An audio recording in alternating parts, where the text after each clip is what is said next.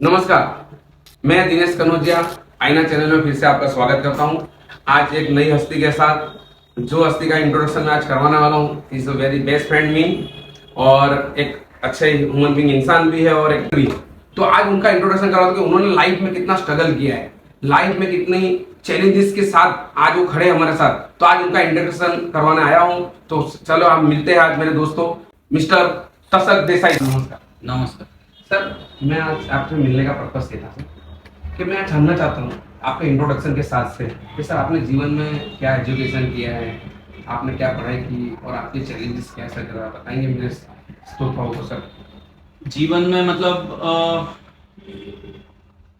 2003 में 2003 में मेरे फादर ऑफ हो गए। ही वॉज अ न्यूरोलॉजिस्ट और वो टाइम पे साउथ गुजरात के वो नंबर 1 थे और he was the only one. Ahmedabad और बॉम्बे के बीच में एक ही डीएम न्यूरो डॉक्टर था, वो थे डॉक्टर किरीटी देसाई। वो ऑफ हुए 2003 में, तब मैं फर्स्ट ईयर में था कॉलेज में। और आपको मतलब पता ही होगा कि मेरी मम्मी को और मेरे लिए, दोनों के लिए ये कितना टफ है कि भाई फैमिली का मेन मेंबर अगर चला जाता है तो फिर कैसे सब फाइनेंसिस से लेके सब कुछ। एंड ही वाज मतलब होल एंड सोल, वो पूरा सब कुछ थे बराबर के भाई। उनके रहते हुए तो कभी कुछ चीज का कुछ ऐसे हमको देखना ही नहीं पड़ा जैसे बराबर। और जैसे अभी वो मेन आदमी नहीं रहा तो उसके बाद फिर सब मेरे ऊपर ही है और मम्मी के ऊपर ही है। तो कैसे कैसे करके मैनेज किया। और 4 इयर्स का बीडीएस रहता है और 1 ईयर इंटर्नशिप रहता है, वो 5 साल कंप्लीट किए। फिर यहाँ पे आया सूरत में, स्टार्टिंग में थोड़ा ट्रेनिंग वो सब किया। और जब खुद का क्लिनिक भी सेटअप करने का आया तब भी सेम प्रॉब्लम। सेम सही है सर। मैं ये पूछना चाहता था कि इस दौरान जब आपके पिताजी की डेथ हुई सर, उस दौरान आपने क्या लाइफ में स्ट्रगल किया, कैसे किस चैलेंज से आप चल रहे थे? चैलेंजेस मतलब यही कि वो ही वाज लाइक, ये वो सब कुछ थे मेरे लिए जी सर। एक फ्रेंड से लेके ऐसा, अभी मैं मेरे बेटे के लिए देखता हूँ तो मुझे पता चलता है कि भाई वो आगे आगे चलता है और पर्दे के पीछे से हम लोग उसको पूरा सपोर्ट करते थे। अभी वो जब मेरा टाइम वो था तब वो टाइम पे पर्दे के पीछे वाला ही नहीं था ऐसा। तो मुझे बस आगे देख के चलते रहना है, ऐसा हो गया। तो पैसे के लिए कोई दिक्कत उस समय पे आई थी सर क्या? दिक्कत ऐसा सच नहीं, लेकिन मतलब हर एक चीज ऐसे देखनी पड़ती थी, ऐसे सब चेक करते रहना पड़ता था, सब ऐसा मैनेजमेंट करते रहना पड़ता था। जब पापा थे तब पापा क्या कुछ देखना ही नहीं है, बस हमें हमारा काम करना, बाकी सब वो देख लेंगे ऐसा। तो वो चीज नहीं रही। और सर आपने जो बीडीएस किया सर, वो कहाँ से किया था सर आपने? मैंने धारवाड़ से किया, कर्नाटक में। तो हमारी साइड पे फिर भी थोड़ा कम पता है लोगों को। डेंटिस्ट में और डॉक्टर्स में ज्यादा लोगों को मालूम रहता है। It is Asia's best dental college, Asia's best, not India. और इंडिया में भी हमारे टाइम पे, हम जब इंटर्नशिप में थे वो टाइम पे कॉलेज को 5 स्टार एक्रेडिटेशन मिला था। जैसे होटल्स में कैसा 2 स्टार 3 स्टार 5 स्टार होता है, ऐसा डेंटल कॉलेज में हमारा ours was the only one college के जिसको ऐसा 5 स्टार करके एक्रेडिटेशन मिला।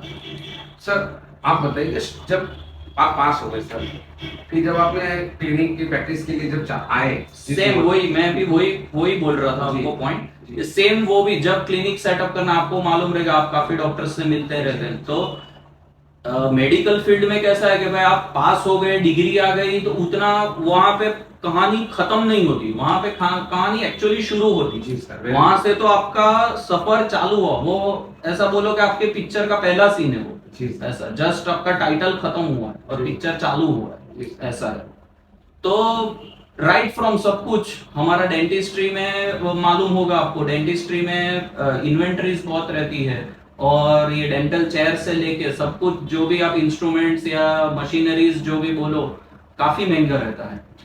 और मेरे ऊपर मैंने बोला ऐसा कोई छत्र छाया थी नहीं, तो सब कुछ खुद ही मैंने लोन लेके किया है, रिलेटिव्स में और पर्सनल में, जान पहचान वाले लोगों के पास से।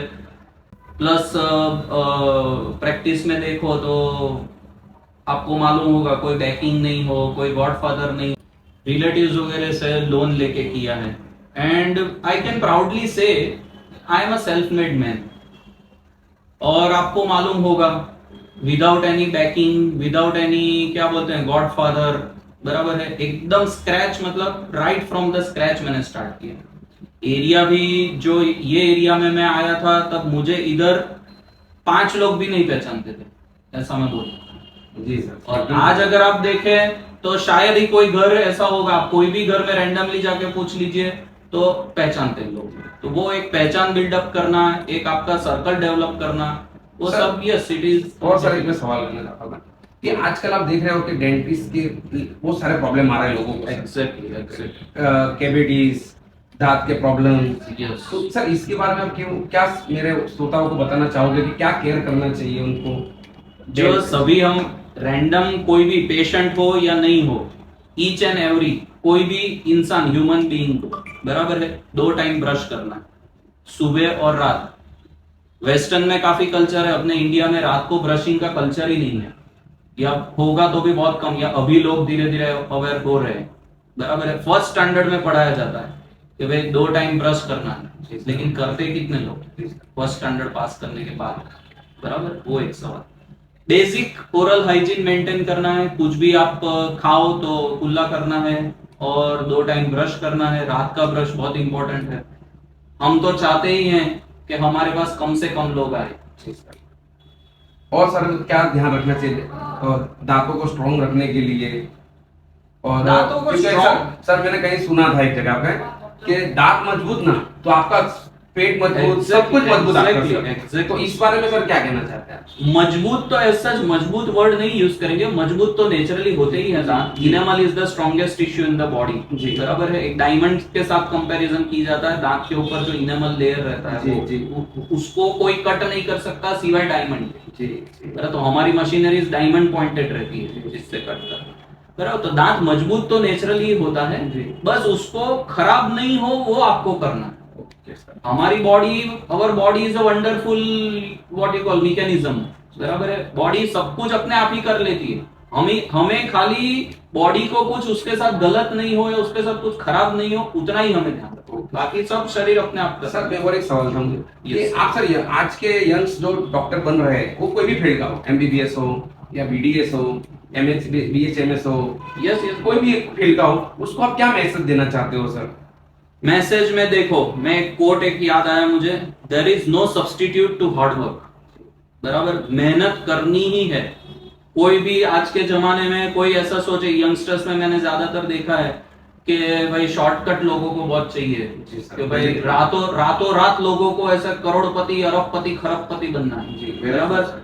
That is not possible. मैं अपनी तो खैर, लेकिन मैंने जो भी अपने सीनियर्स से भी जो भी देखा है, लेजेंडरी डॉक्टर्स का भी जो भी देखा है, कोई भी लेजेंडरी बिजनेसमैन या कोई भी बड़े आदमी का देखा है, रातों रात अमीर कोई नहीं हो, या रातों रात सक्सेसफुल भी कोई नहीं हो, वेरी ट्रू सर। बराबर है। मेहनत करो, ईमानदारी से अपना काम करो। Honesty is also the best policy, वो भी आपने सुना होगा, जी। बराबर। तो मेहनत और ईमानदारी। और कंपटीशन के लिए मैं एक ये कहना चाहूंगा कि आप अपने अंदर इंट्रोस्पेक्शन करो।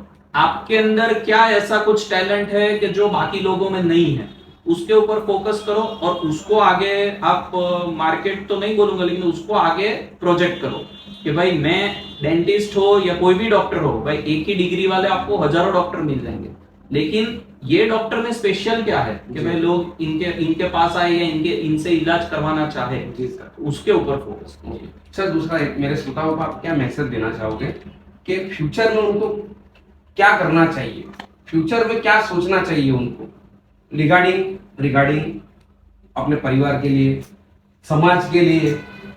क्योंकि आज आप देख रहे हो सर कि हम आज, आप भी यहाँ ही हो सर, मैं भी यहाँ ही हूँ, हम देख रहे हैं कि सर लोग आज मोबाइल पे ज्यादा बैठ रहे हैं, पॉइंट, बराबर है सर। फिर आप देख रहे हो कि परिवार को टाइम नहीं दे रहा है कोई सर। Exactly. सर और आप देख रहे हो किसी से बात, अगर आप एक ही घर में रह रहे हो 5 लोग, तो 5 लोग को कभी बात करते हुए नहीं देखा होगा सर अपने आपने। अपने मोबाइल। जी सर, तो इस बारे में आप क्या कहना चाहते हो सर? नहीं, फैमिली कम्स फर्स्ट, मेरे खुद के लिए भी, बराबर है। हाँ, अनलेस इमरजेंसी, मैं हमेशा कोई भी पेशेंट का कुछ भी कॉल आता है, मैं फैमिली को पहले प्रेफरेंस देता हूँ, बराबर है। वो 2-3 पॉइंट है कि भाई एक कुछ जापानीज या कोई, तो मैंने स्टोरी में पढ़ा था कि कुछ ऐसा एक क्या बोलते हैं उसको, एक रिचुअल रहता है।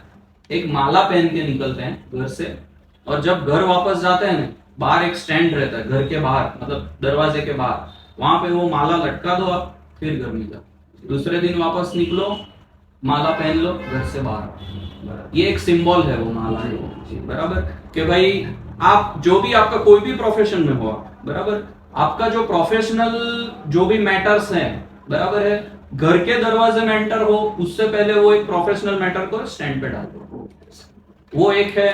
फिर फैमिली को टाइम तो दो ही आज, क्योंकि अल्टीमेटली एक सिंपल सवाल आपसे पूछता हूं, बराबर है, सुबह को आदमी घर से निकलता क्यों है? क्यों निकलता? कुछ पाने के लिए सर, फैमिली लाइफ के लिए। अल्टीमेटली आप बाहर जाके कुछ कमा के लाओ या कुछ भी कुछ ऐसा काम करके आओ कि जिससे आप अपनी फैमिली को सिक्योर कर सको। सर दूसरा एक चीज पूछना चाहता था, एक आप डॉक्टर हो सर, तो मैं आपको जो मैंने पहले ही सवाल में पूछा था कि बच्चे लोग आज मोबाइल ज्यादा यूज कर रहे हैं सर, तो इस बारे में आप पेरेंट्स लोग को क्या सलाह देना चाहते हो सर?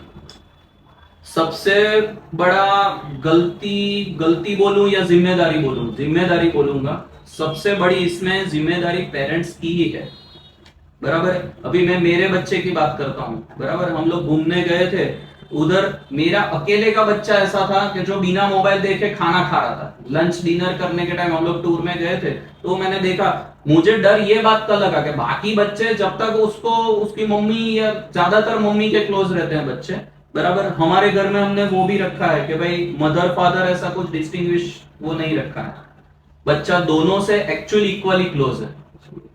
एक मैं रेकमेंड करूंगा कि भाई जनरली फादर्स भी ऐसा करते हैं कि भाई ये तुम्हारा बच्चा है तुम संभालो, वो एक एटीट्यूड नहीं होना, दोनों को मिलकर करना पड़ेगा, दोनों का ही इक्वल उसमें शेयर रहना चाहिए सर। और मोबाइल का भी हमने बहुत स्टार्टिंग से उसको आदत ही नहीं पड़ी, जब छोटा बच्चा है ना तभी मैंने ज्यादातर देखा है, स्पेशली मम्मी, कि भाई मम्मी फ्री हो सके उसके लिए बच्चे को मोबाइल पकड़ा देती ताकि मम्मी को दूसरा काम कर सके। तो बहुत जब से छोटा मैं 3-3, 4-4 साल के बच्चे देखता हूँ कि भाई वो टाइम से ही उसको मत आदत हो सका। सर ये इंटरव्यू का लास्ट सवाल है, सर मैं ये पूछना चाहता था कि अभी जो सिचुएशन चल रही है बाजार में कि भाई बिजनेस कम होते जा रहे हैं, बीमारियां बढ़ती जा रही है, लोगों के खर्चे बढ़ते जा रहे हैं, मगर इनकम कम होती जा रही है और खर्चे भी बढ़ रहे हैं सर, तो आज के लोगों को आप क्या एडवाइस देना चाहोगे कि अगर आपको हेल्दी रहना है तो आपको किस प्रकार से खाना खाना है, किस प्रकार से रहना है सर? क्योंकि मैं सर आपसे मिला था मैं 10 साल पहले, तो मैंने देखा था सर आपका वेट भी करीबन 100 किलो के आसपास था सर, नेचुरली जी। तो सर वो मेरे श्रोता जानना चाहते हैं कि आपने कैसे किया और आप लोगों को कैसा करवाना चाहते हैं सर इसके लिए? सर मैंने नेचुरली किया था, एक्सरसाइज एंड डाइट वो दोनों करके 3 मंथ्स में मैंने कुछ 13 या 15 केजीज जैसा रिड्यूस किया था सर। तो लाइफस्टाइल, बेसिक लाइफस्टाइल का ही मैं बोलूंगा उस पर। खाना भी क्या खाना है, मतलब जितना आप घर का खाना खाओ, या आई वुड से इसको उल्टा बोलेंगे कि क्या नहीं खाना है, वो आप अपने मन से पूछोगे ना, आपका मन ही जवाब दे देगा। जी सर। जंक फूड नहीं खाना है, ज्यादा बाहर का नहीं खाना है, तीखा तला हुआ एक लिमिट के ऊपर नहीं खाना है, या खाना है तो क्वांटिटी लिमिट करो और उसका फ्रीक्वेंसी लिमिट करो।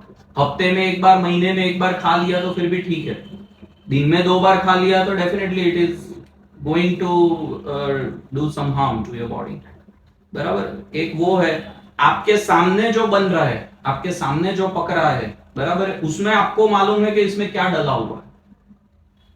कुछ ऑनलाइन ऑर्डर कर दिया, जोमेटो पे मंगवा लिया, जी जी, या कोई भी मतलब XYZ पे जी, कुछ मंगवा लिया, बराबर है, कोई होटल से पार्सल मंगवा लिया, जी, कहीं से, उसमें आपको नहीं पता, पैकेज फूड रहते हैं, टीन के डब्बे वो सब रहते हैं, जी। उसमें आपको नहीं मालूम क्या डला हुआ है।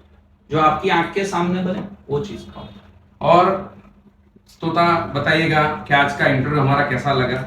आईना सत्य की पहचान में आज ये अपना इंटरव्यू यहीं खत्म करते हैं। ऐसे खूबसूरत पर्सन थे डॉक्टर तसक देसाई, जो मेरे तो फेवरेट है ही दोस्तों, मगर मैंने भी उनसे मेरे परम मित्र डॉक्टर तसक देसाई, अपनी लाइफ में बहुत सारी प्रेरणा इनसे ली है। मैंने भी अपनी लाइफ में बहुत सारे चेंजेस इनसे मिल के, इनसे सीख के किए। तो गाइस बताइएगा कैसा लगा आपको ये वीडियो, शेयर करिएगा, लाइक करिएगा, सब्सक्राइब करिएगा, और अच्छा लगे तो आप कमेंट भी करिएगा। आज के लिए नमस्कार।